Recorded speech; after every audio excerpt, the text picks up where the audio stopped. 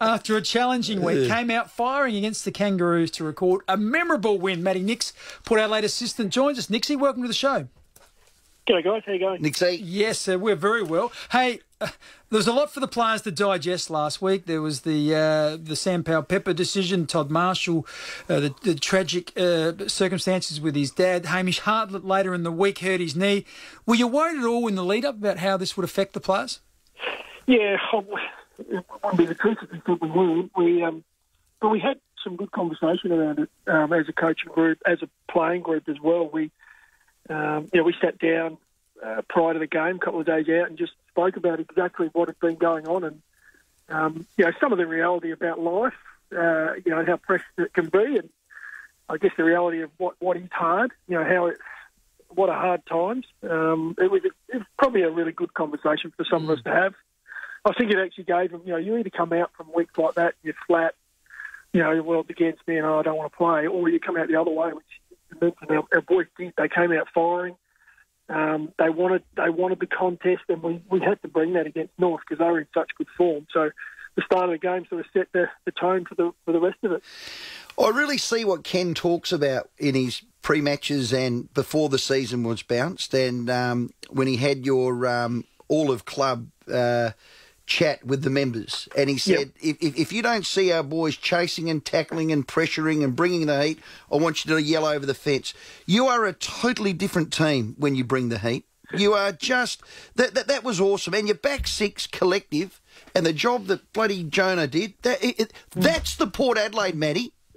Yeah, it is, and we never hide from that either. We know that, the players know that.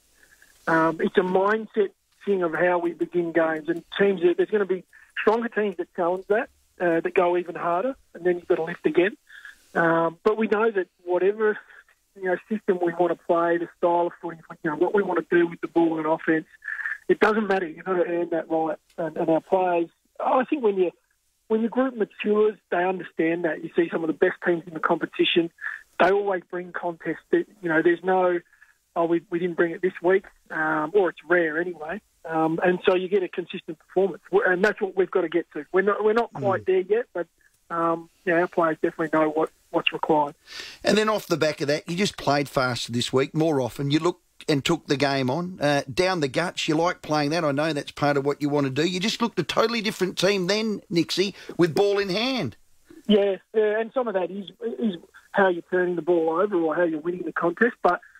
There was a real focus coming in, especially to this week. We've allowed teams to slow us up. It hasn't been that we wanted to go slow, but we've allowed teams to slow us, and that sort of then snowballs through the team. You end up chipping the ball around, and you're not really going anywhere. And teams like Geelong, when we played them recently, they were happy for us to control the ball. We didn't take our opportunities to speed the game up. Well, we definitely did this week against North, and we'll look to do that going forward, especially the challenge, coming up against West Coast over there on a bigger ground than we're used to when we go over there. It'll be a good opportunity for us to try and string a couple of games where we accelerate and take the game on. Getting back to the pressure, and you had 81 tackles, which was fantastic.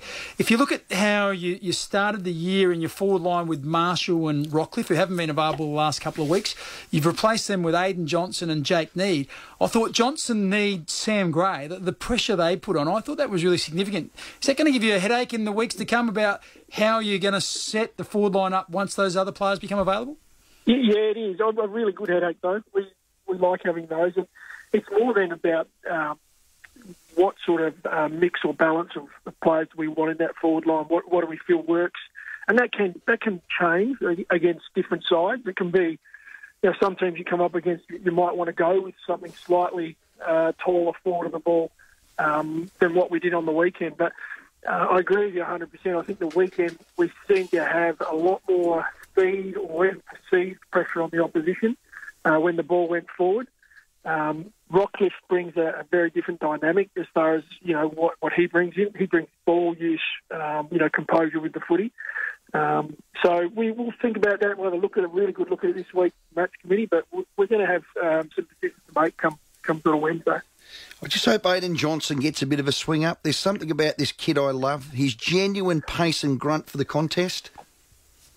Yeah, look, we love it. We love what he brings, and there's a lot of things in his game that he's still working on.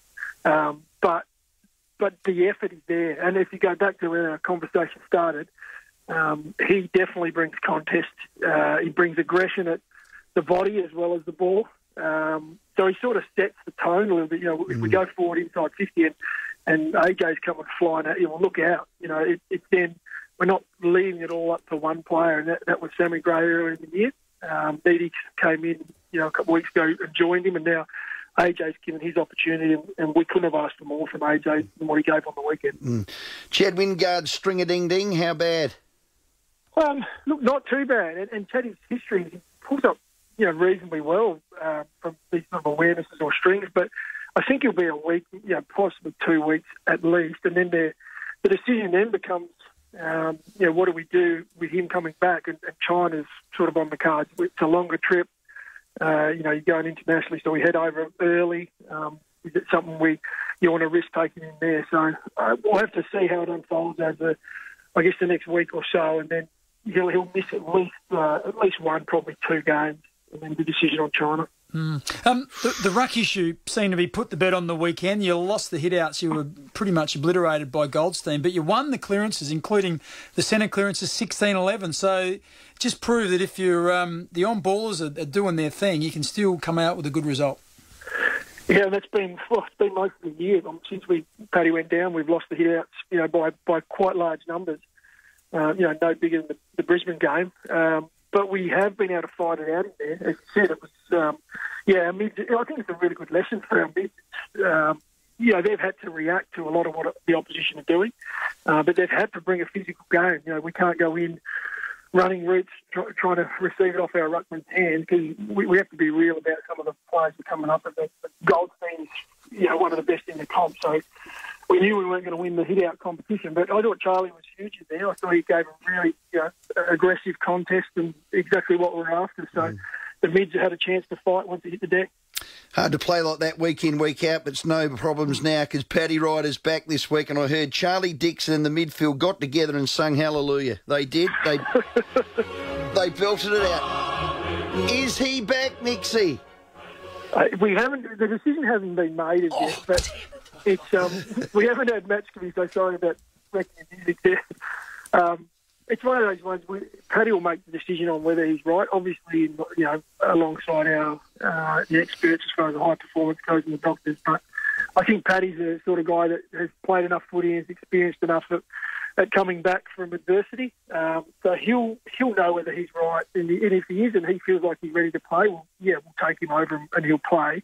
But we won't make him decide that until later in the week. He's still got a couple of sessions to get through, and we want to make sure he is right. We don't want to blow him up now and then miss more football. So it'll be a decision that we probably won't have for a couple of days. Okay. You're hearing through the industry Perth Stadium deck is really tough and hard?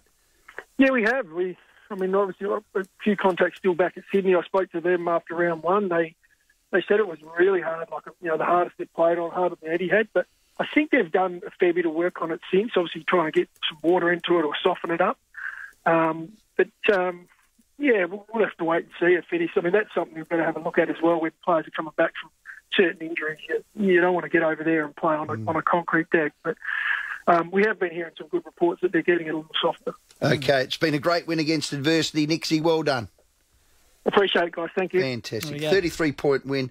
Their defensive game was outstanding. Tommy Jonas is right. Look, I know people go, but Rowey Brown kicked 4.